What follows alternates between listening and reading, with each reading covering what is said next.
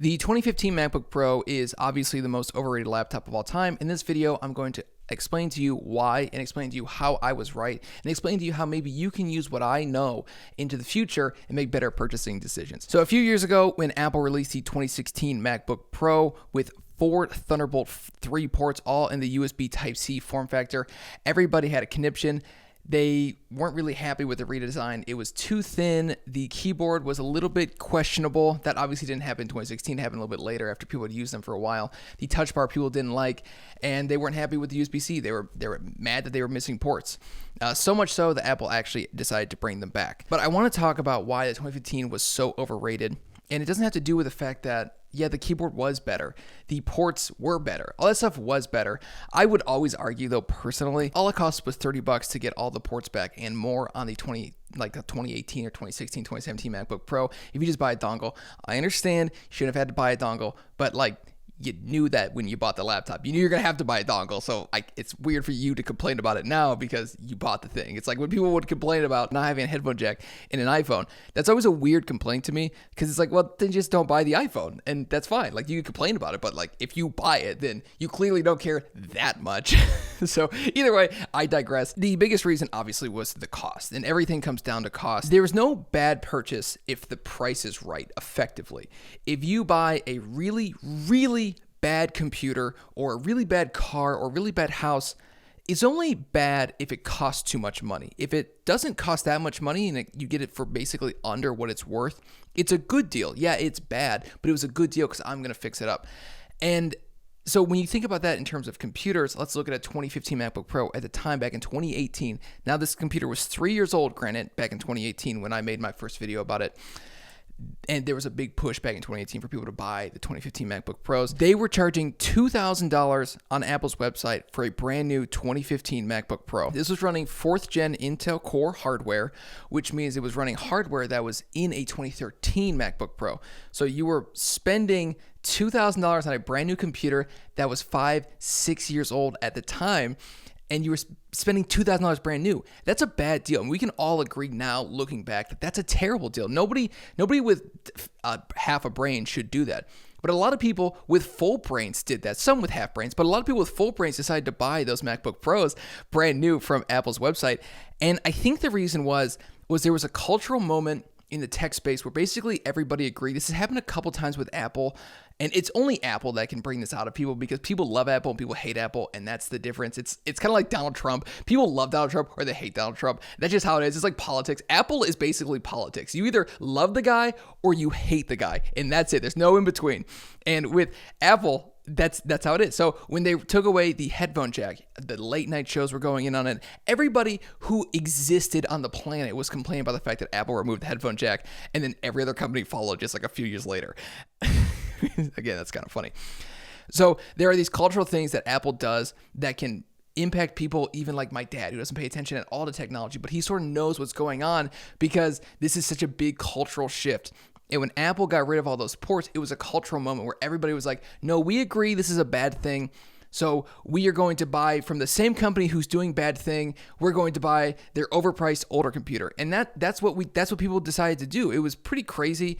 It was remarkable in the sense that you could sort of see, I imagine Tim Cook and the Apple team in 2019 and 2018 were like licking their chops when people were spending $2,000 on this old computer. Like, it cost us like $600 to make these, and they're still buying them for $2,000. So anyways, people were spending $2,000 on these laptops that were running 6-year-old hardware and weren't going to be supported for many more years because the laptop, whether you bought it brand new in 2018 or 2015, it was only going to have 6 or 7 years of support either way. So it had 6 or 7 years from 2015. So you were at most going to get support up until 2022, maybe 2023. And so if you're buying in 2018, 2019 for $2,000, you were only buying yourself like 3 or 4 years of support, which is a terrible way, especially to buy an Apple product, because that's just not how it is. You buy an Apple product, you get support for like 8 years.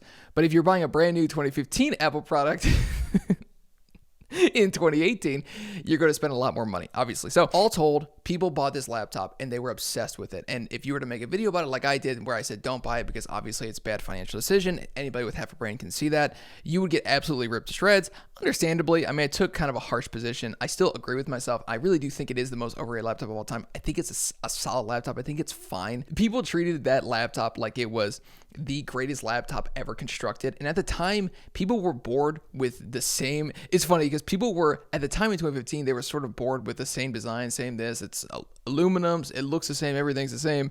And then in 2016, 2017, after those new laptops would come out, people were obsessed with the 2015 or whatever.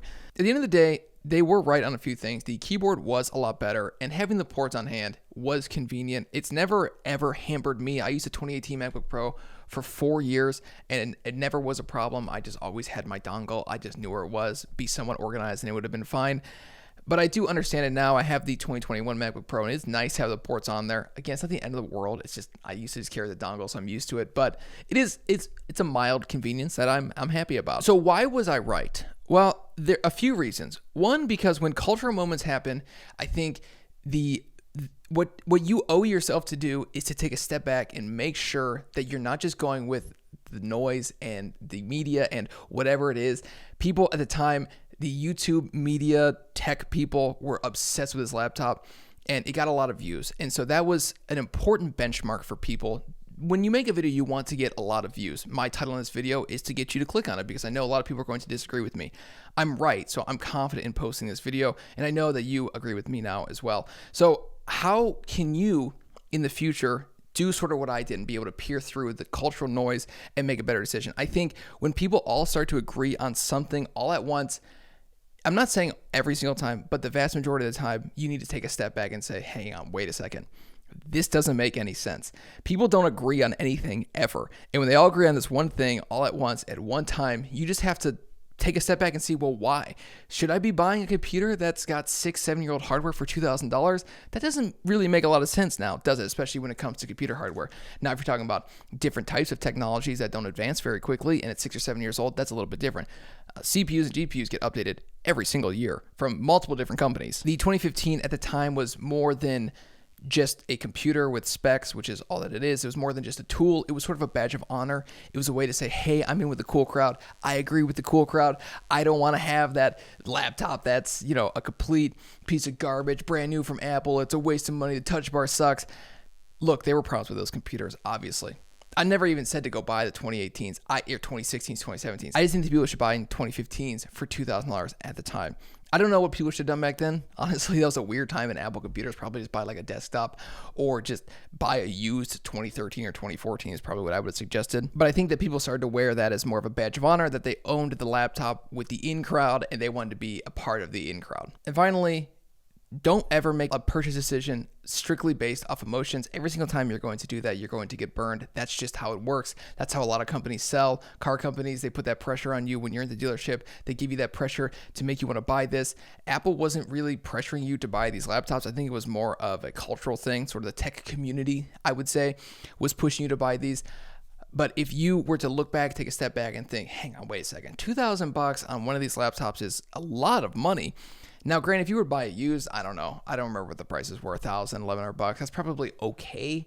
And finally, the most important thing to remember is that I'm always right. I'm literally always right. I was right about this laptop last time. I'll be right about the next thing. I'll be right about the next thing. I'm right about everything because I can peer through the noise of the culture and see the truth for what it is. You guys are so stuck in your little bubbles of technology and 2015 MacBook Pros that you disliked one of my videos to like oblivion, and I was right. This whole video is just me coping to prove that I was right, and I know I was right, and I knew I was right back then, and I still know I'm right. Somebody tell me I'm right. Either way, I really do think that there's a lot of lessons to be learned with the 2015 MacBook Pros. Look back at it, it was a pretty wild time. Lots of those videos have tons of views. I made lots of those videos as well. Look, I'm here to grow a YouTube channel. What can I say? So thank you guys for watching. I'll see you guys in the next one. Don't forget, don't make purchases with emotions. This has been Scout and Eclipse. Peace out.